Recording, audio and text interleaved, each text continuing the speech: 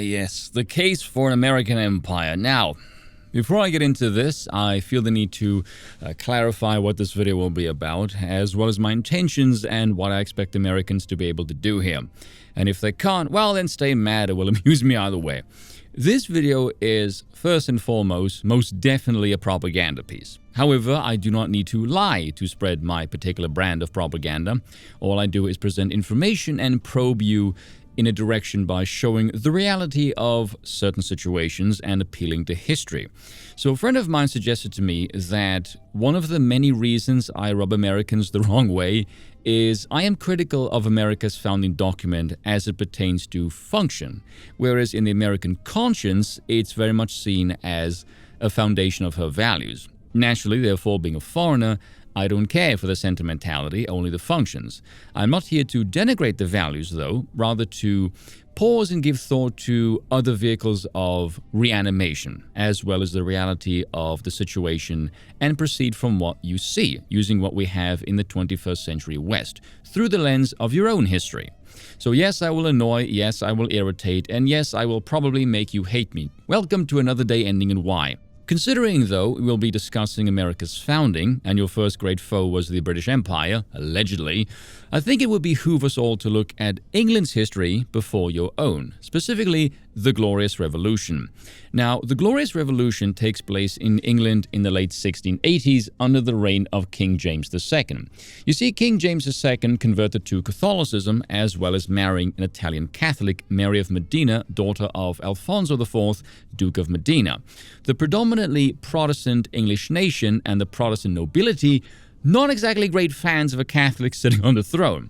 So enter a Dutch-born gentleman by the name of William of Orange. Now, young William was the son of Princess Mary, the eldest daughter of King Charles I, which would make young William his grandson. He was part of the royal bloodline. Now, young William's father passed away shortly before he was born, and his mother of smallpox when he was only 10 years old. His mother's will instructed her brother, Charles II, to take care of his education as well as his upbringing. Naturally, this was a bit contentious considering the different styles of ruling of dynasties in England versus that of the Dutch Republican model. However, through agreements during the Anglo-Dutch War, young William lands a more favorable position thanks to some maneuvering by his uncle, Charles II, as well as learning to become an astute autocratic figure entitled to rule. There's essentially a constant jostle here between French, Dutch, and English influence. I'll spare the details, but by 1677, he marries Mary II, the daughter of the Duke of York that would eventually become King James II. So by 1685, King James is now on the throne, and skepticism grows amongst the Protestant nobility that an heir would cement a future Catholic remains on the throne. So once news spreads that the Queen was pregnant, a group of British noblemen and a bishop that would eventually become known as the Immortal Seven essentially went, oh hell no, we're not having some Catholic twat on the throne. Who do you think we are, the French? Bollocks to that. And so through the Dutch ambassador in England, they invite Prince William to become King of Ireland, Scotland, and England, which William was more than happy to do, seeing as he was planning on invading anyway. That's one account. I've also read others that claimed he was a tad reluctant due to concerns of his wife being next in line and thus would usurp his power. But she convinced him that she cared not for political power, and so off William went. Prince William had built up a sizable navy, landed in Devon in November of 1688, and began his march towards London. King James II, on the other hand, was seeing his power slip, and many factions abandon him, seeing as he was a filthy Catholic in a Protestant nation. And he would eventually leave England for France to join his wife who had fled to safety earlier, under the impression that he would suffer the same fate as his father. A beheading, by the way. So King William allowed his father-in-law to leave, probably wisely so, as his death would likely have greatly upset the Catholic minority and make of him a Catholic martyr. So William had successfully pulled off the first invasion of England in over 600 years, and a mostly peaceful one at that. So whilst the official line was that James had abdicated and William became William III of England via a decree by Parliament in February of 1689, the new king's price came with some let's just say less than welcome limitations. For one, he would have to rule jointly with his wife. The Tories wanted Mary to rule, as this would preserve the tradition of succession. But as you can imagine, the new king was not exactly going to settle for some pasty politician scuffing up his victory.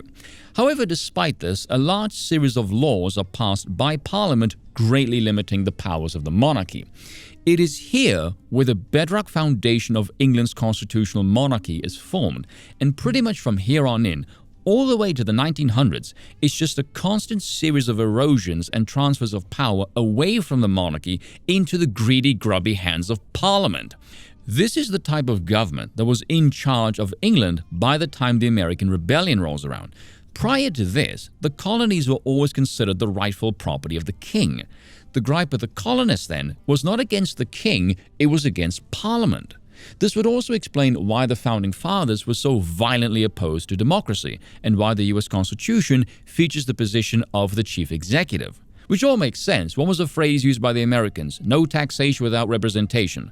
Well, since when does the king give a flying toss about representation? He's not a representative, he is the rightful ruler of England. He's the sovereign. The bulk of the legislative authority comes from the English Parliament, hence why one of your founding fathers, one James Wilson, penned the treaties released in 1774, considerations on the nature and extent of the legislative authority of the British Parliament. The reason I point all of this out is this part of history is never discussed, yet any American who pays attention to politics now, if a foreigner came up to you and said, "I don't like America because I hate Joe Biden," you would laugh at them and think, well, Joe Biden isn't in charge of running his own damn bathwater. Same thing applies here. The idea that your grievance was against the crown just isn't true. In American mythos, poor King George is treated incredibly unfairly, declared to be some kind of tyrant, despite the fact the English crown hasn't been able to wield any tyrannical powers for well over 100 years at that point. But let's be real here for a moment, shall we? No one watching this video right now knows a single position or the merits of staying under the rule of the English Parliament. Regardless, not a single one. And most importantly, none of you cared to find out either.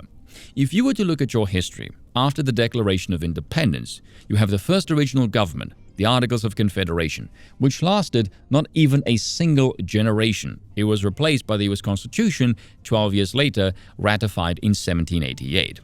Very little is known about this period, or why the Constitution even came about in the first place, nor do people even care.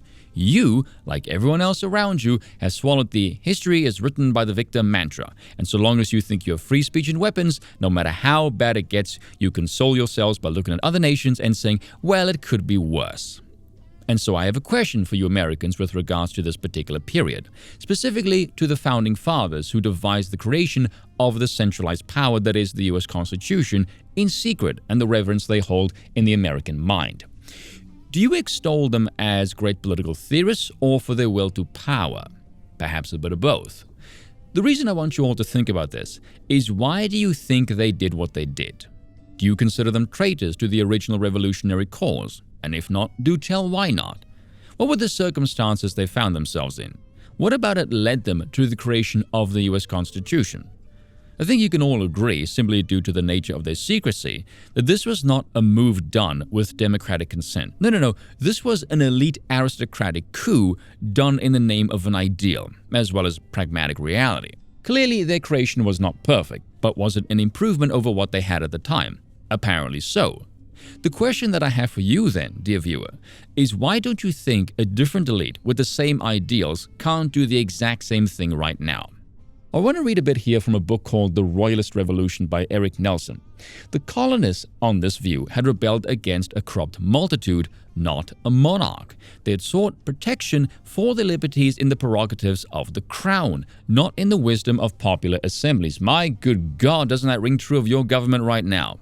Look at America's government. It's very similar to England's, actually. You replace the crown with the Constitution, the Prime Minister with the President, and the House of Commons and the House of Lords with the House of Representatives and the Senate. But you kept the Speaker of the House. And yet, despite all of this, Americans have a very peculiar relationship with its government. Despite resting on the Lockean ideals of natural rights and social contract theory, all of that nonsense, hating the government is the most American pastime next to shooting. And yet in practice, Americans are more French than they are English, because they look to the state as the enforcer and conservator of all of their rights. So you want to look to the state to conserve your rights from the main power that could take those rights away, which is the state. That doesn't make any bloody sense. It's funny how Americans think divine right of kings is absurd and outdated. Meanwhile, they rely on the words of men written on a piece of paper over 250 years ago, appealing to the endowment of a divine creator as the basis for all of their rights, which is rather ironic, really. Rights don't come from God. They come from the concessions of the sovereign. In the old world, this was a king. In your case, whatever force decides to contort and animate the Constitution. Look at the Constitution. Originally, it had 10 amendments, and over the course of the next 200 years, an additional 17 of them were added. You now have 27 amendments. Well, given that amendments can be added through a simple majority, albeit a rather large one, I will concede, it nevertheless appears that the US Constitution is but a formal structure to be followed, but nevertheless can be whatever the animating majority power at any given moment needs it to be. Federal income tax, prohibition, the Committee on Public Information, the New Deal, Social Security, the Civil Rights Act, the Patriot Act, the Affordable Care Act, etc., as well as a slew of government agencies have all been created unopposed despite the Constitution. How many bullets have successfully stopped any of them? None. From a functional perspective, then, the American Constitution has been a dismal failure. And that is not my monarchist-loving self saying that. That is an American libertarian judge saying that. I'll show proof in a future video. But look at what happened when Trump was shot. Someone took a pop at the king. Was there any fuss kicked up? Was there any fires, any breakouts of violence whatsoever? No, nothing. The immediate reaction was, oh well, we'll get them at the ballot. What about the Secret Service? Oh, heads must roll, rabble. Nothing. When Kamala Harris was ushered in via a coup and the apparent sitting president was ousted via a damn ex-post, did anything happen? No, nothing, because no one does anything. Why? Because Western civilization has no stomach for a fight. Democracy has neutered any semblance of actions and now relegates all action to be done exclusively through proxies. So this notion that there's going to be some grand event that galvanizes the people to take up arms against the bureaucratic monstrosity that is the Washington machinery is retarded. Even if you fought, who's your general? Who's your man in charge? What government are you going to construct? By whose and what authority? What are you going to do? Assume military dictatorship? Get real, this is a fantasy. And every one of you knows this. Rebellions are fomented and counter-elites move in. It's never some mass populist revolt. And so I'll ask again, why don't you think a different elite with the same ideals can't do the same thing right now? You see, in many ways, you have the exact same problems now as the Founding Fathers did. Hell, the entire West has this problem.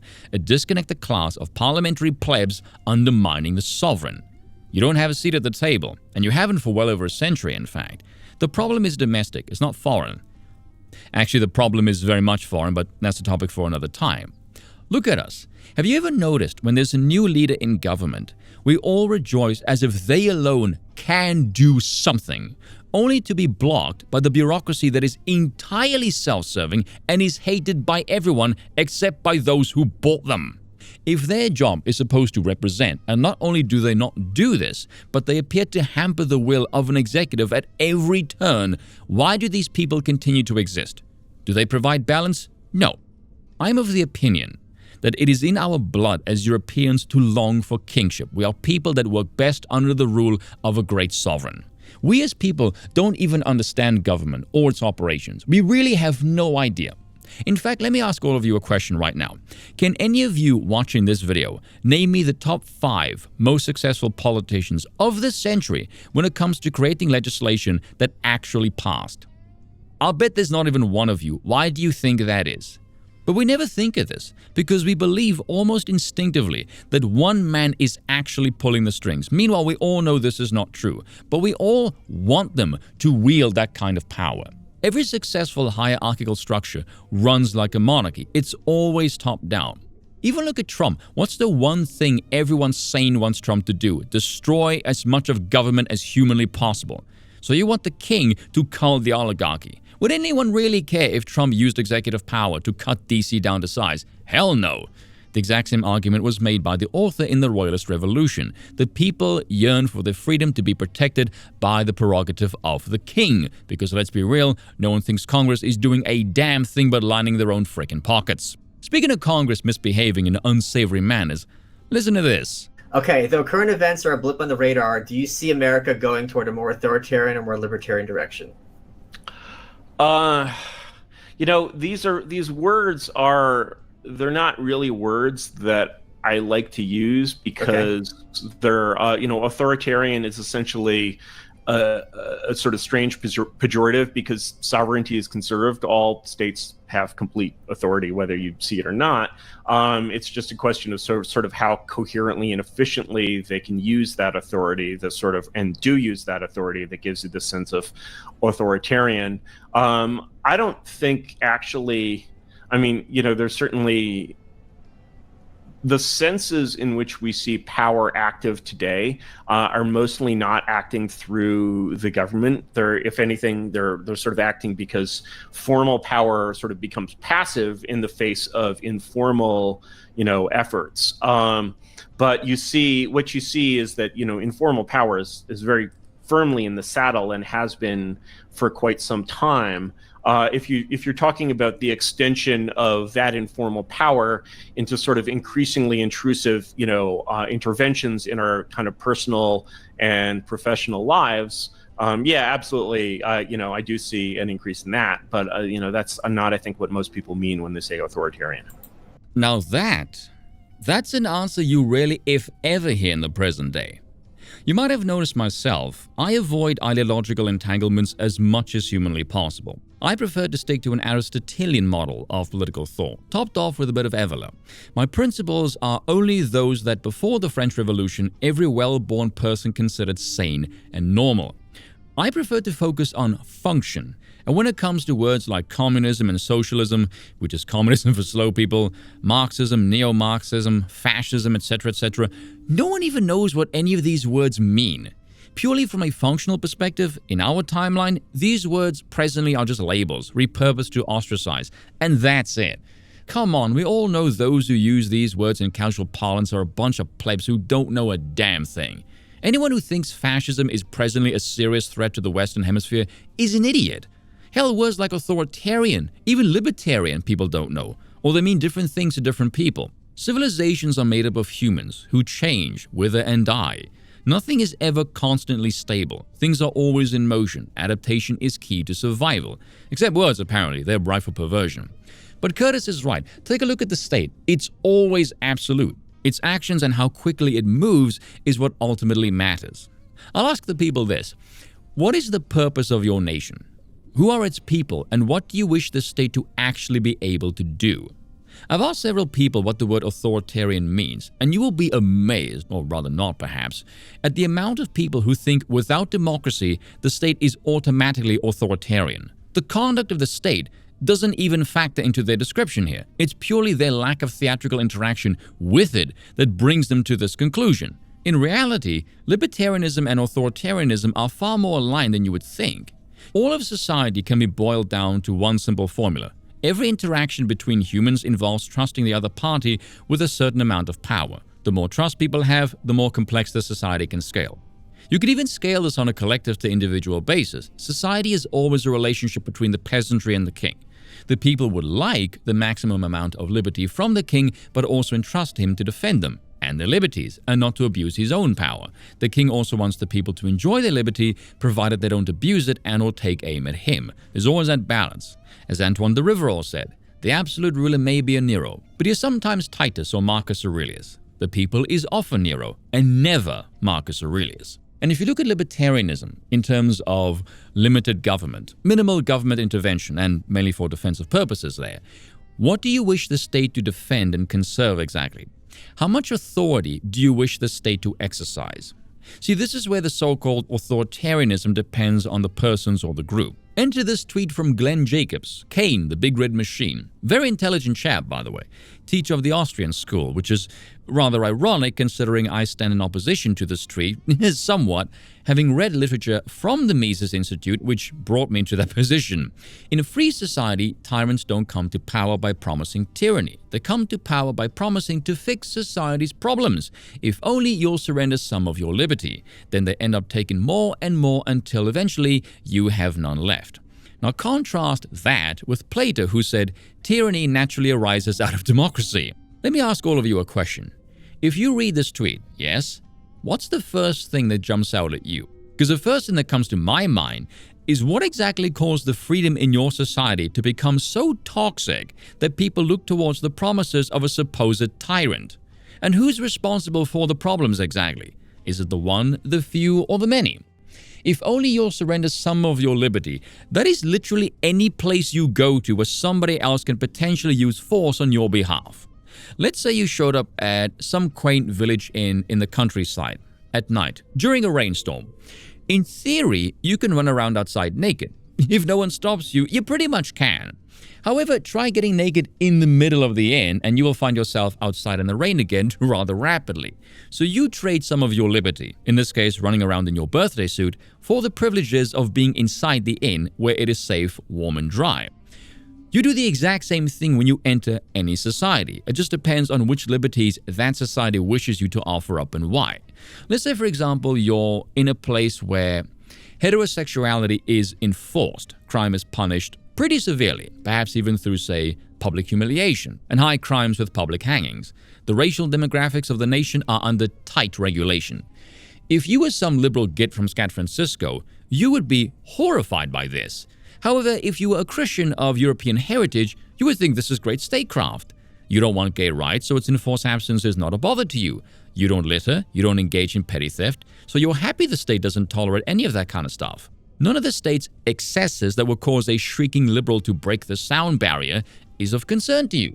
But again, these sorts of things are contingent on a symbiotic relationship between the people and those in power. The variables and circumstances can and do change. The wheel is always in perpetual motion. If your power structure and people are overwhelmingly of the same ethnic stock and Christian ethic, you can perhaps try this as an experiment. However, once you start mixing demographics and quantities of human stock whose civilizations are not built on these ethics and you don't continue them, you're going to run into some problems.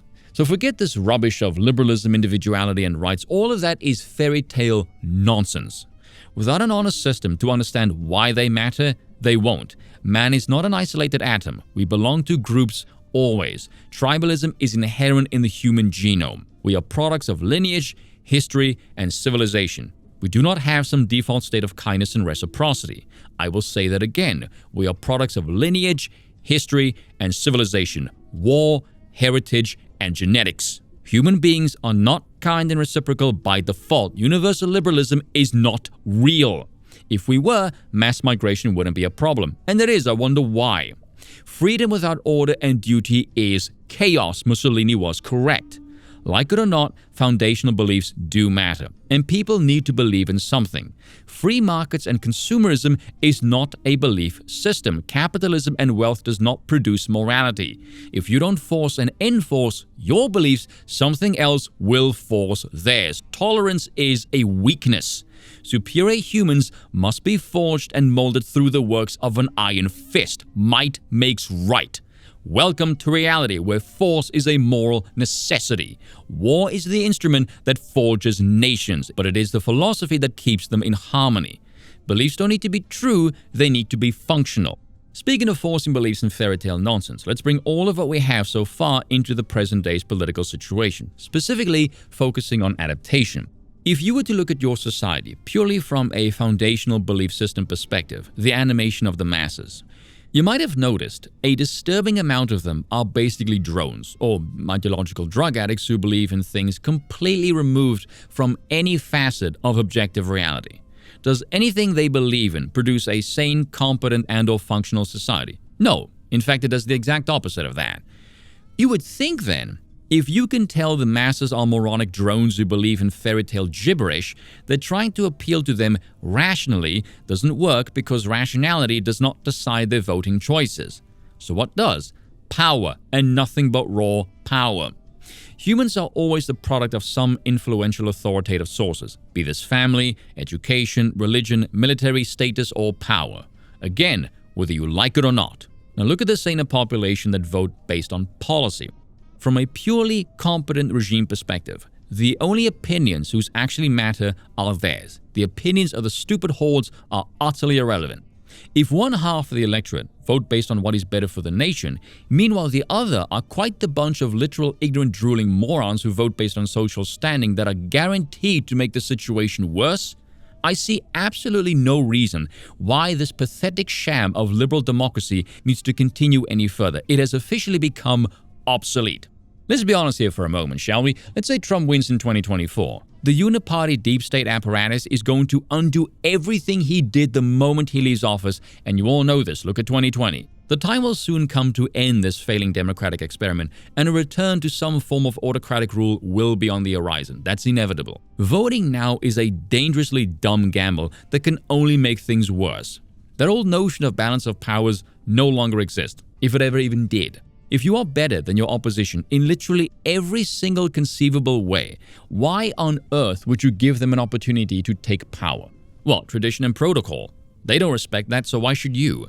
If one half is already on board with you and the other half will simply follow power, then leave them no other option and become the power they will follow. Your job is not to convince.